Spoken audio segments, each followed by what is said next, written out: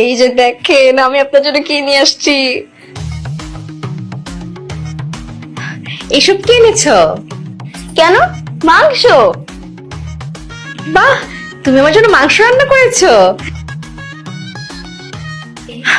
দেখে তো খুব মজাদার মনে হচ্ছে। অনেক ইয়াম্মি। আচ্ছা, এটা কিসের মাংস?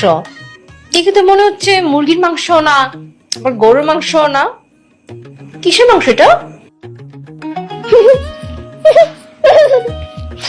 ভাবি, আর বলেন না আপনি দুঃখের কথা। আপনি তো জীবনের প্রথমবার আমার হাতে কিছু একটা খাইতে চাইছেন।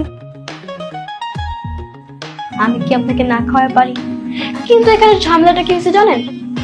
আমি যখন ফ্রিজ খুলে দেখি ফ্রিজের মধ্যে মুরগির মাংস নাই, লেগ পিস তো দূরের কথা। আমি খুব টেনশনে পড়ে গেছিলাম জানেন।